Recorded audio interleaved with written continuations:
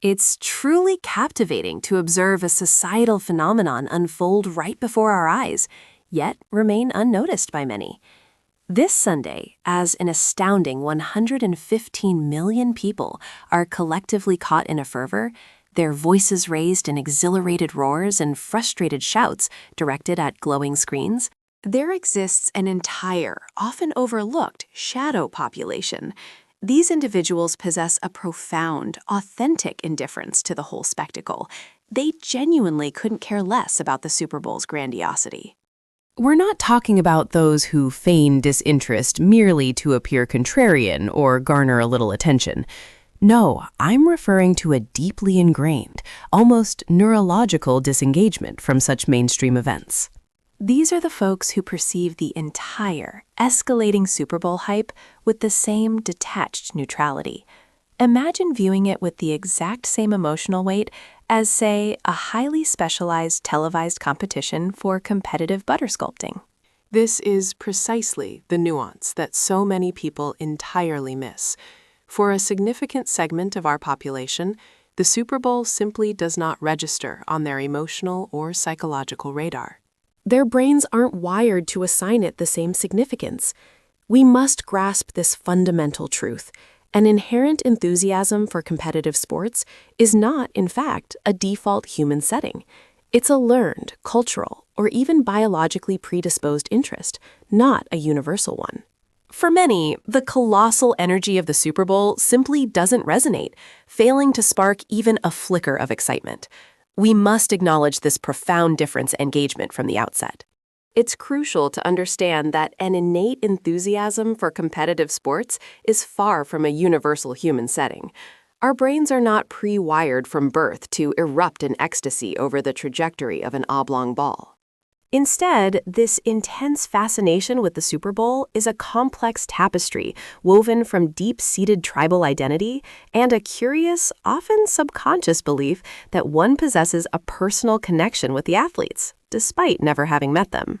This phenomenon has a specific psychological term, basking in reflected glory.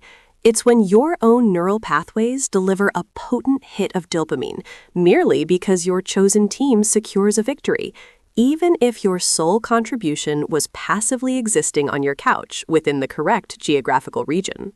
For those who remain unswayed by the Super Bowl's allure, observing this fervent display in others simply confirms that this particular emotional trigger, this unique blend of tribalism and achievement, simply doesn't activate their reward system in the same powerful way. Beyond mere opinion, there is compelling, rigorous research that shines a light on these innate differences within us. Specifically, the esteemed Journal of Consumer Psychology has published fascinating findings. Their studies reveal that individuals possess wildly divergent optimal stimulation levels, a kind of personal threshold for sensory and emotional input.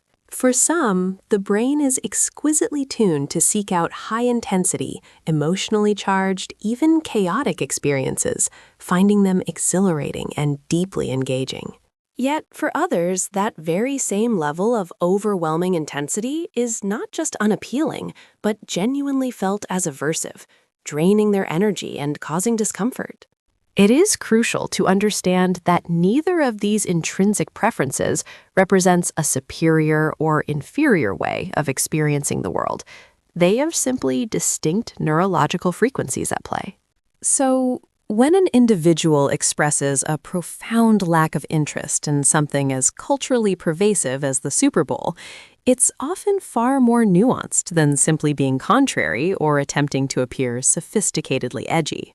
In reality, it's frequently an indication that their unique nervous system is naturally predisposed to thriving within environments of much lower intensity, a calm solace rather than a boisterous spectacle. The ceaseless chaos, the relentless emotional stakes, the exhausting 3-hour marathon of a game, with its unpredictable, heart-stopping momentum swings, can feel utterly draining. What is intended to be electrifying and exciting for millions can for others genuinely register as an overwhelming sensory and emotional burden, leading to profound exhaustion rather than exhilaration. Beyond mere excitement, we delve into a space where psychology becomes profoundly dense, revealing the intricate tapestry of human nature. At our core, we are inherently tribal beings, a fundamental truth that secured our survival as a species. Millennia ago, our ancestors thrived by forging strong groups and fiercely competing with rival factions. This ancient blueprint, this primal urge for group identity, finds a vivid echo in the modern spectacle of sports. While it may sound dramatic, the raw emotional surge we feel when my team triumphs over their team is remarkably consistent with the deep-seated patterns of ancient in-group versus out-group dynamics. It's a neurologically wired allegiance. However, this powerful magnetic pull isn't universally experienced with the same intensity. Many individuals navigate their social worlds seeking connection through entirely different avenues, away from the roaring crowds. For these individuals, community flourishes in the quieter, more focused environments of a passionate book club, or within the intricate discussions of niche online forums dedicated to pursuits like the subtle click of mechanical keyboards. This is where they discover belonging, in spaces that offer intellectual engagement or shared enthusiasm, completely devoid of the jarring spectacle of grown men risking concussions over an oblong ball. It's vital to recognize that this isn't a rejection of community itself, but rather a deliberate choice to cultivate connection elsewhere, in spaces that truly resonate with their inner landscape. They find their tribe without the need to memorize complex statistics or engage in endless debates about contested calls. Let's not overlook the giant, undeniable truth looming over many of us: chronic overstimulation. It's truly astonishing how rarely we acknowledge just how much modern existence feels like a relentless onslaught. Every single day, we're bombarded, not just with a deluge of notifications pinging on our devices, but also with an ever-growing list of deadlines at work and home. Unexpected texts demanding our immediate attention, viral trends from platforms like TikTok that we're somehow expected to know, the constant barrage of political crises and dumpster fires consuming our news feeds, and the ever-present, gnawing stress of financial burdens. For a vast number of people, the Super Bowl, far from being a joyous escape, merely adds another colossal weight to this already overflowing plate. It becomes yet another demanding entity, vying aggressively to hijack precious attention and drain what little emotional energy we have left. It begs the question, can we ever truly catch a break in this hyper-connected world? This sensation is profoundly amplified for individuals whose nervous systems are simply wired differently. Those brilliant minds and empathetic souls whom psychologists aptly categorize as highly sensitive persons. And shockingly, this isn't a fringe group. It represents a significant portion of our population, estimated to be as many as 1 in 5 of us. For these highly attuned individuals, the typical Super Bowl party transcends a mere social gathering. It transforms into a grueling, 3-hour-long sensory assault.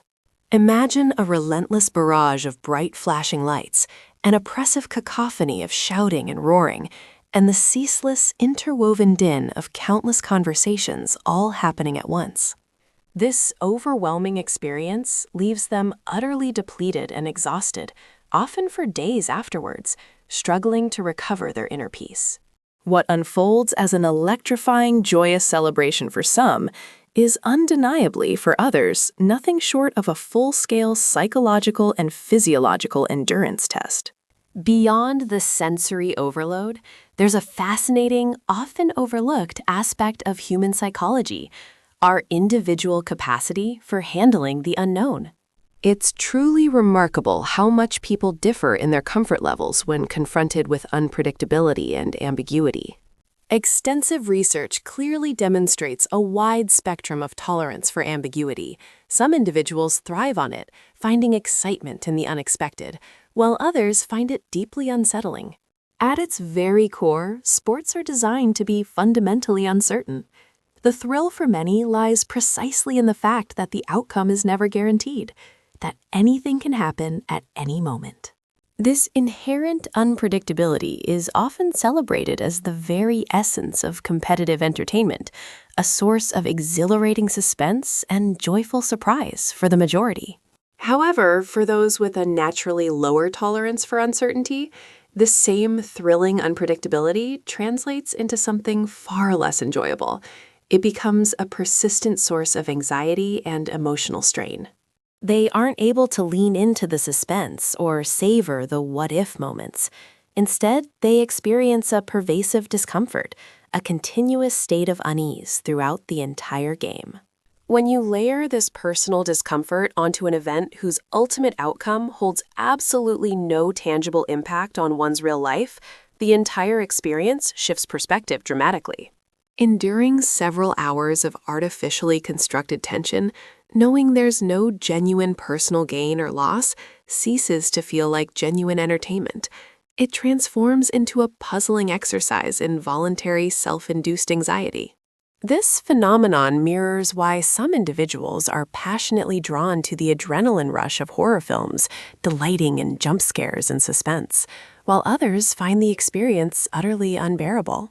Our distinct neurological wirings dictate vastly different relationships with stress and the unknown, shaping what we perceive as fun, even when the stakes are purely recreational.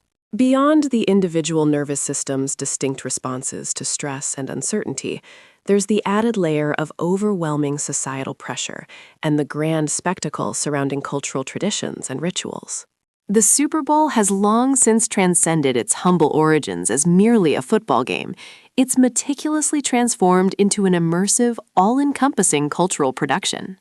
This sprawling event is replete with blockbuster commercials, flamboyant halftime extravaganzas, a bewildering array of themed snacks, and an entire atmosphere specifically engineered to mimic a vibrant, albeit overtly commercialized, circus.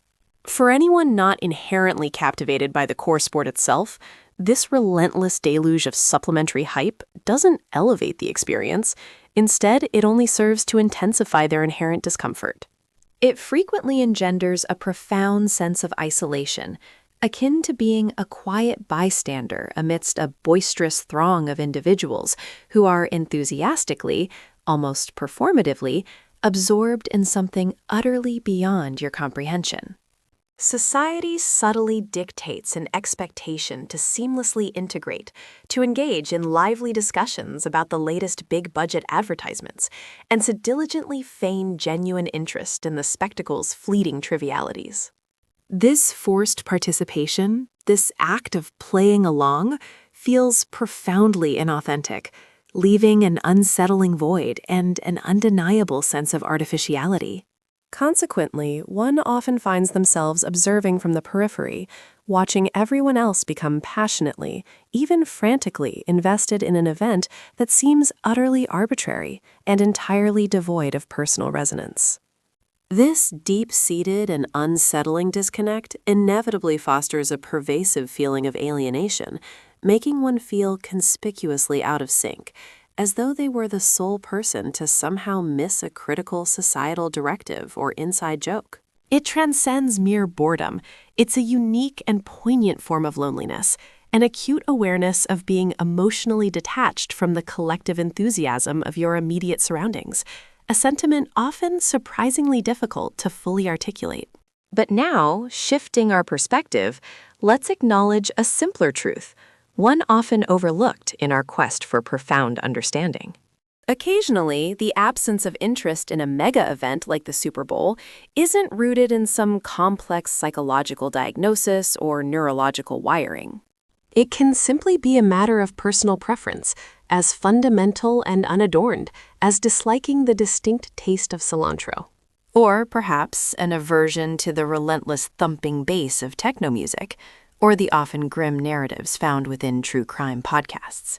Our modern discourse has developed an almost compulsive habit of pathologizing every minor divergence from the norm, transforming simple likes and dislikes into symptoms requiring explanation. In doing so, we often tragically overlook the beautiful, inherent variability of human nature. the simple fact that individual tastes are diverse, a notion that truly can be quite astonishing.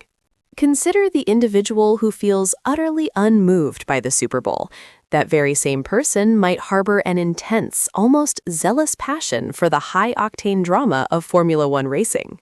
Or perhaps they are captivated by the subtle strategic dance of Olympic curling, or indeed find profound engagement in any myriad of other specialized hobbies or intellectual pursuits. Such a deeply personal preference, a genuine lean towards one activity over another, stands perfectly valid without the need for intricate neurological explanations or a complex psychological alibi.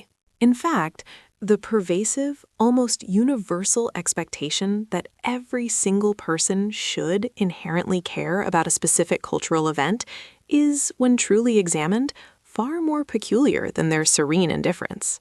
What I find truly fascinating, however, isn't the disinterest itself, but the almost palpable discomfort it stirs in others when someone casually declares their indifference to the Super Bowl.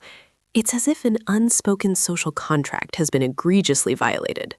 There's an immediate, visceral defensiveness that surges, a reaction so strong it mimics the outrage one might feel if their dearest relative, their very own mother, had been deeply insulted by a complete stranger. This intense, almost tribal response is a profound indicator of how deeply ingrained sports, particularly events like the Super Bowl, function as critical identity markers within the intricate tapestry of our modern culture.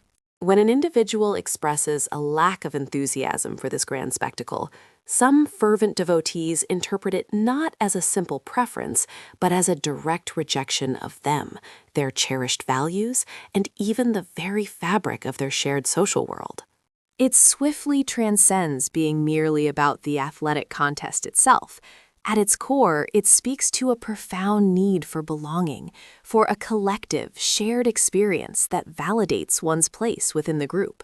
There's an underlying, perhaps subconscious, anxiety that if a significant number of people choose to opt out, the entire event, and by extension, the shared identity it fosters, might begin to lose its profound cultural weight and significance.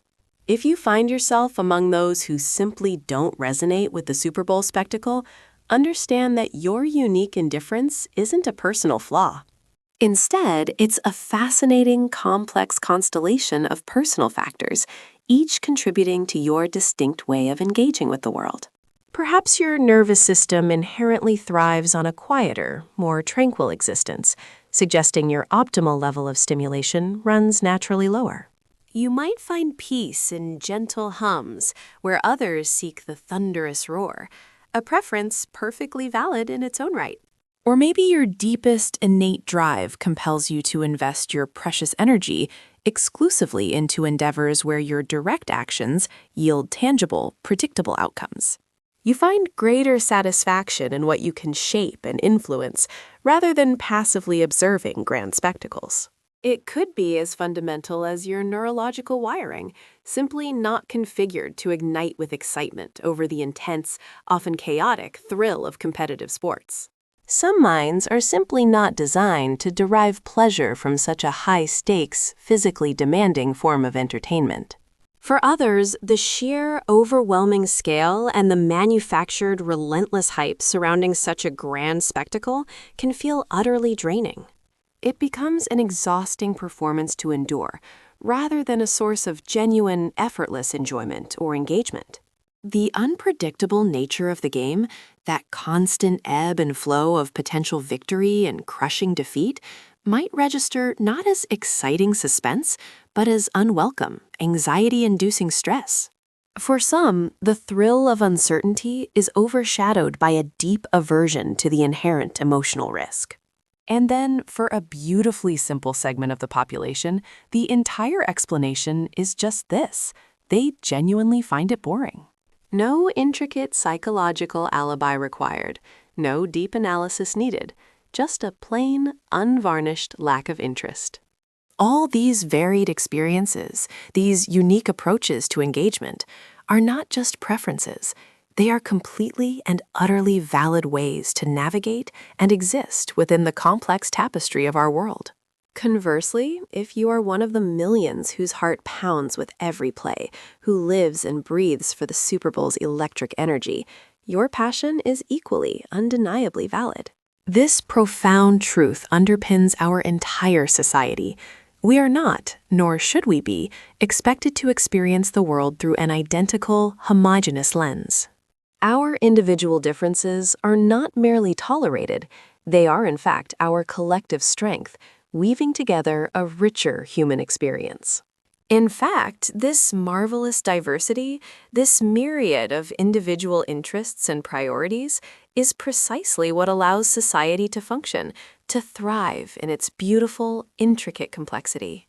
Consider it, 115 million people can be utterly consumed, losing their minds in ecstatic frenzy over a single football game, a collective surge of emotion that sweeps across the nation. Simultaneously, another equally vast segment of humanity remains perfectly content, engaged in pursuits completely divorced from the stadium's whirring crowd, finding profound joy in anything else imaginable. And yet, against all expectations, these divergent paths, these contrasting realities, somehow manage to harmoniously coexist, sharing the same planet, the same precious time. That, my friends, is the profound beauty and the ultimate elegant conclusion of our journey today. This understanding of human diversity, of varied internal worlds, is truly the whole point. If this exploration of human psychology and individual experience truly resonated with you, if it sparked a new understanding or confirmed your own feelings, then please don't forget to hit that subscribe button below. And for those who wish to actively support these analytical deep dives, to help us continue uncovering the fascinating nuances of the human mind and society, consider becoming a valued channel member by hitting that join button. Your support in any form, whether it's a like, a share, a comment, or becoming a member, would be genuinely and profoundly appreciated.